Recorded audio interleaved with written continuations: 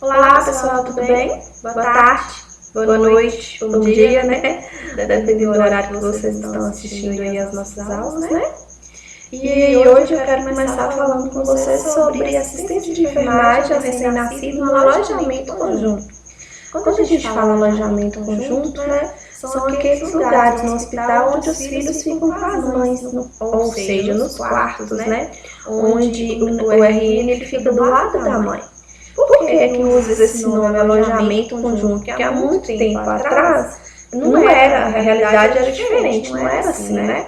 Os filhos eles não ficavam com as mães, eles ficavam em outra sala, né? E agora não, usa-se esse alojamento conjunto, né? Denominamos alojamento conjunto ou sistema hospitalar, no qual o RN permanece ao lado de sua mãe 24 horas por dia, desde o nascimento até a alta hospitalar. Esse convívio do recém-nascido com a sua mãe em ambiente hospitalar proporciona vantagem para todos os envolvidos. Favorece a interação da mãe com o bebê por permitir-lhe que cuide de seu filho desde o nascimento.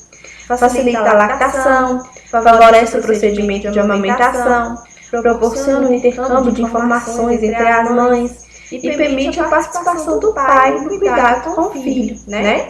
Facilita o relacionamento com a equipe de saúde, oferecendo assim satisfação, tranquilidade e segurança. É um conforto também para a mãe, né, pessoal? Saber que o seu neném está ali do lado, né? E que ela pode cuidar, pode amamentar a qualquer momento, né? Então é um conforto muito grande, né? E a questão humana, ela é muito favorecida nesse alojamento, né? E tem também esse contato com as mães que também estão no mesmo quarto e uma pode ir tirando a dúvida da outra, né? Passando informações para a outra, então é bem bacana. Vou falar também para vocês, pessoal, do método canguru, né? Esse método ele surgiu na Colômbia, no Instituto Materno Infantil de Bogotá, né? Com o propósito de aumentar a disponibilidade de incubadoras, né? Normalmente utilizado para 2 RNs ao mesmo tempo e também de diminuir o tempo de separação entre pais e filhos. Então, o que eles criaram esse método, né? Enquanto a mãe ou o pai estava segurando o neném no método canguru, outra criança estava utilizando a incubadora, né? Então, assim, dessa forma, eles poderiam ter uma incubadora para uma ou mais crianças, dependendo da situação, né? E aí, o método funciona, né, no contato da pele, do pai ou da mãe. Vou mostrar a imagem para vocês aí, para vocês verem que legal. Chama canguru, porque eles colocam, né, um pano envolto, né? Olha para vocês verem que legal. E a criança fica dentro do corpo, né? Justamente bem próximo ao corpo, ou do pai ou da mãe, justamente para que tenha o equilíbrio da temperatura corporal, né? Que a mãe aqueça o RN, que o pai aqueça o RN, né? E o método, para você ver a explicação, consiste na permanência do bebê semidespido, com fralda e decúbito ventral vertical sobre o tórax da mãe, entre seus seios ou sobre o peito do pai, em contato direto com a pele. A cabeça deve ficar mais elevada que o resto do corpo, seja para alimentar, trocar fraldas ou qualquer outra atividade. Para segurá-lo, deve ser utilizada uma faixa de tecido envolvendo mãe ou pai e a criança. Nesse caso aqui, a própria roupa, né, que eles vestiram ali, já facilitou para você ver essa roupona que as mães estão vestidas, né? Para segurá-lo, deve ser utilizada uma faixa de tecido envolvendo mãe ou pai e a criança. Pode e deve ser iniciado o mais precocemente possível, a partir do momento em que o RN e a mãe tenham condições de participar.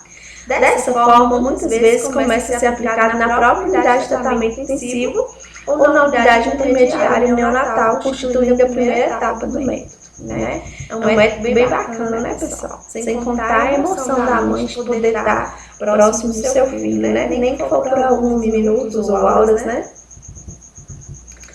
Agora, pessoal, a gente vai falar um pouquinho sobre as patologias relevantes no período neonatal e qual a assistência de enfermagem que deve ser prestada ao RN, né?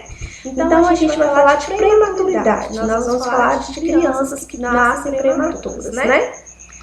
Primeiro, a gente vai citar quais são as complicações de uma prematuridade de um filho que nasce de mãe diabética, né? Olha para vocês verem que problema pode acontecer se a mãe não conseguir controlar a diabetes.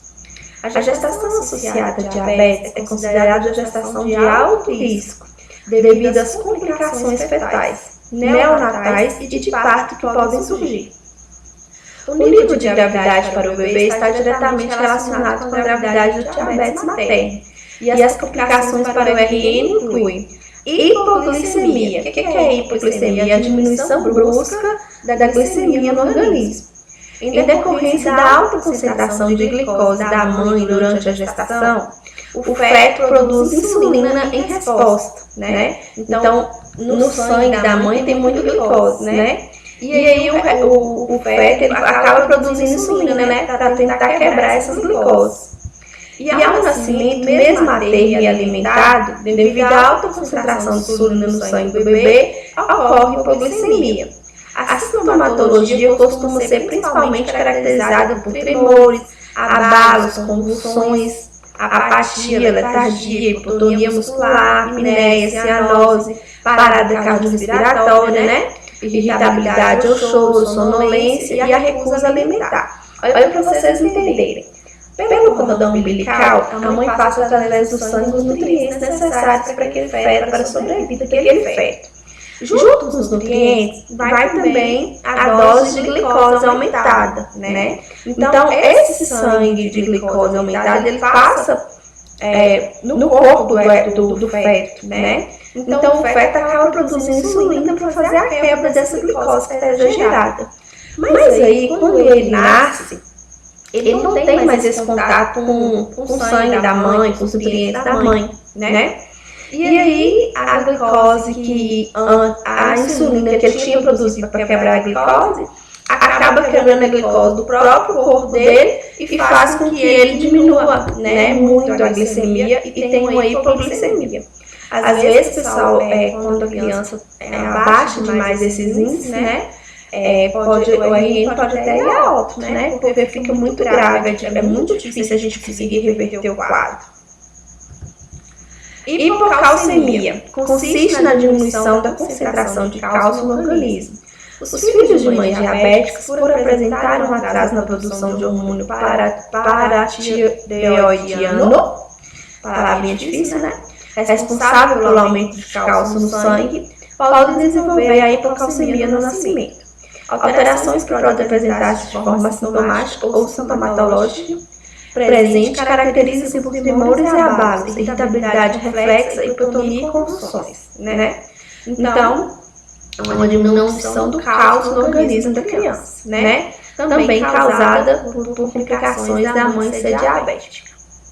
Anomalias congênitas são relacionadas a alterações vasculares maternas e ao tempo e grau de dependência insulínica. As principais anomalias que acometem esses bebês são malformações cardíacas, deformidades do sistema nervoso central e osteomoleculares. Olha para vocês verem, né? Então, o fato da mãe ser diabética, né, pode levar o filho a ter algumas anomalias, né? Principalmente, você vê até malformações cardíacas, né, pessoal?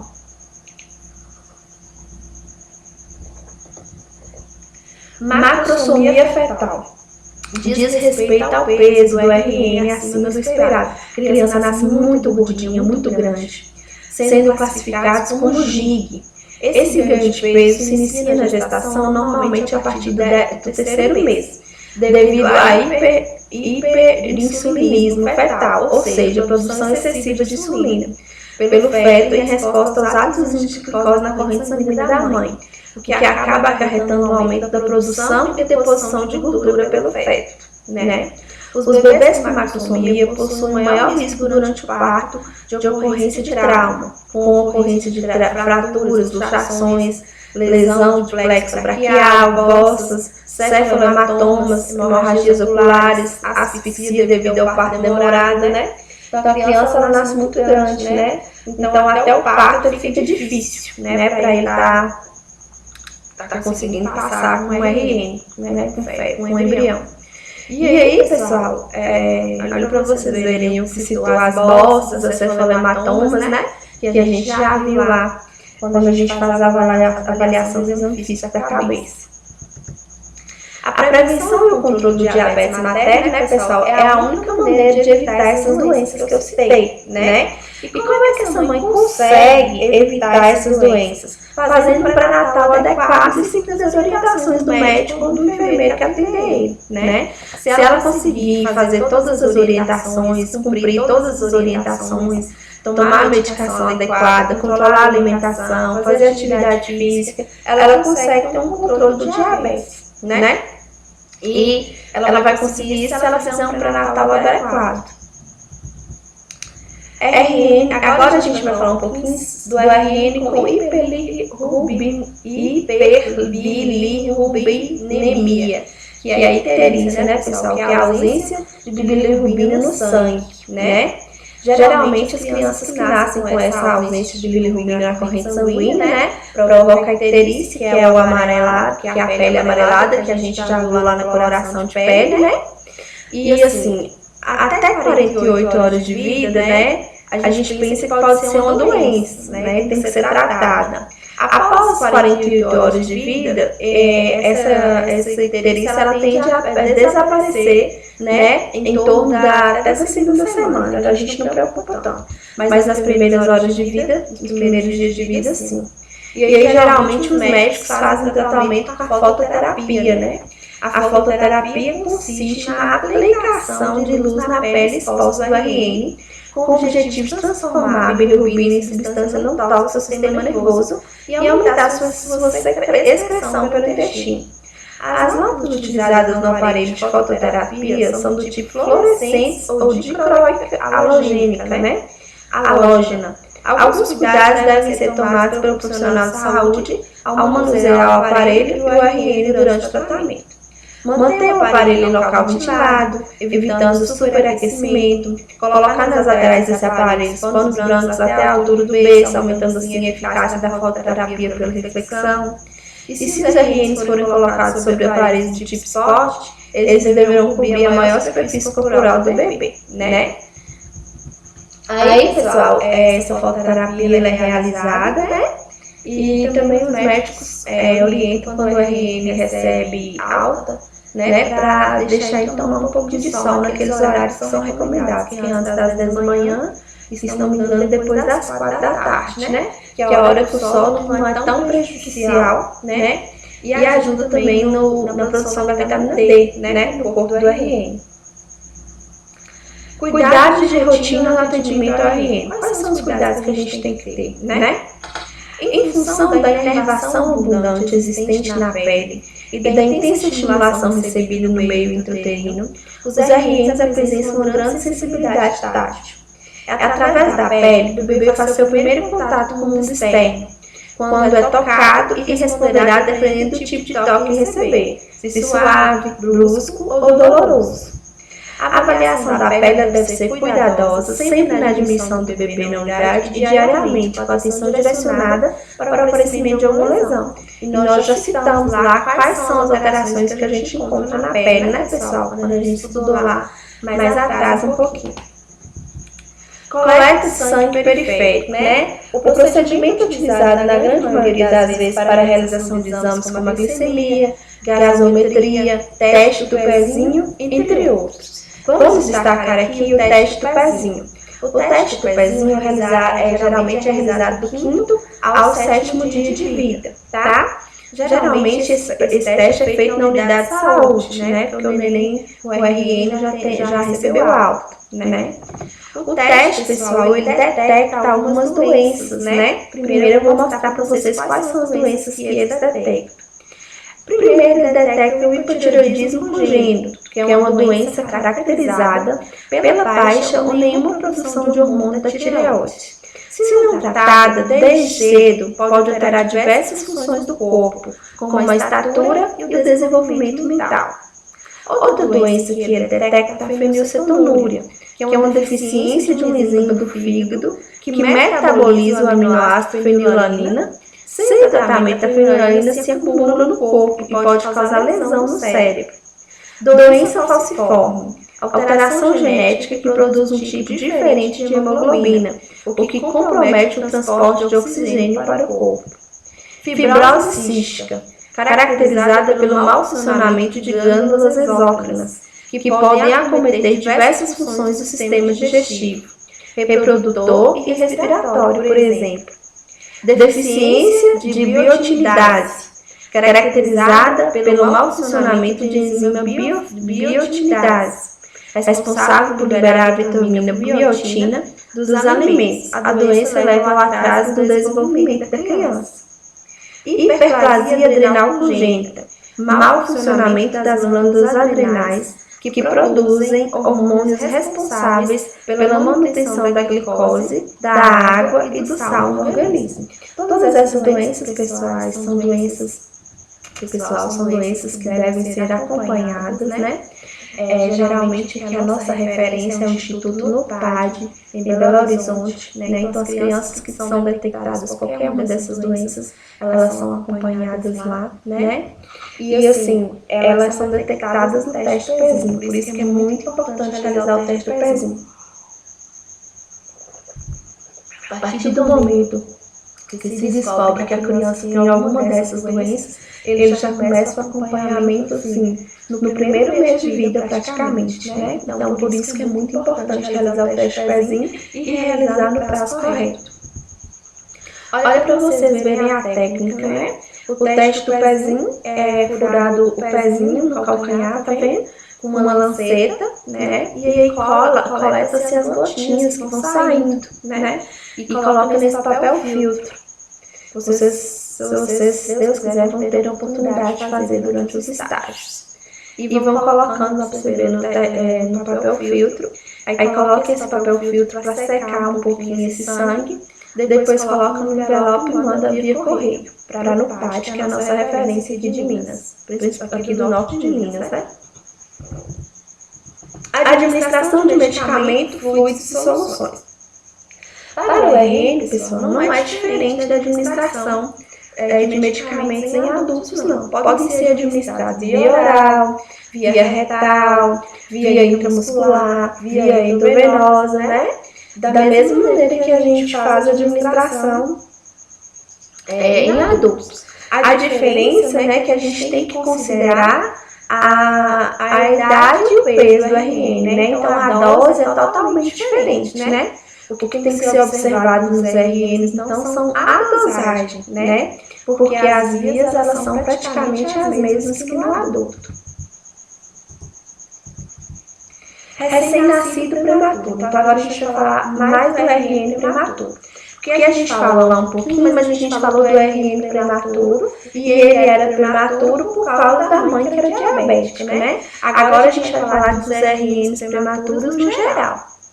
Prematuro é todo recém-nascido vivo que tem idade gestacional inferior a 37 semanas. Recém-nascido de baixo peso é o que apresenta ao nascer peso igual ou inferior a 2,5 kg.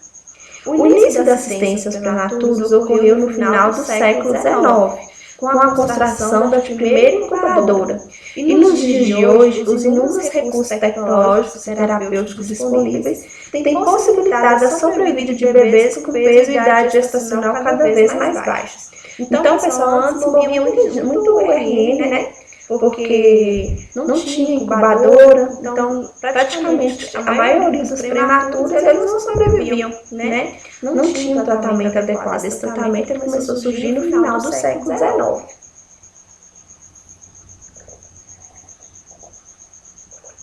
Mesmo com toda a tecnologia usada, o nascimento prematuro é responsável por mais de 50% da mortalidade e da morbidade dos RNs. Então, hoje ainda morre muito prematuro, né? Mesmo com a tecnologia existente. Quanto menor a idade gestacional e o peso ao nascimento, maior o risco de morte e de aparecimento de complicações. Os bebês prematuros apresentam as seguintes características que são rosto fino, nariz achatado, olhos salientes, cabeça relativamente grande em relação ao corpo, pescoço curto, pele macia, transparente, de cor vermelha escura. As unhas são curtas e flexíveis. pouco tecido adiposo, que é tecido de gordura, tá, pessoal? Choro débil, o sistema nervoso não atingiu seu completo desenvolvimento. Frequentemente apresentam dificuldades respiratórias, como também na sucção e na deglutição, né? Para fazer a sucção da alma aumentar e para deglutir, que é o caso de engolir, né, pessoal? A idade gestacional e o desenvolvimento anatomofisiológico são fatores determinantes na sobrevivência do prematuro, assim como são indispensáveis os cuidados imediatos que esses bebês deverão receber ao nascer, tais como manter uma boa função respiratória, aquecimento, alimentação e higiene.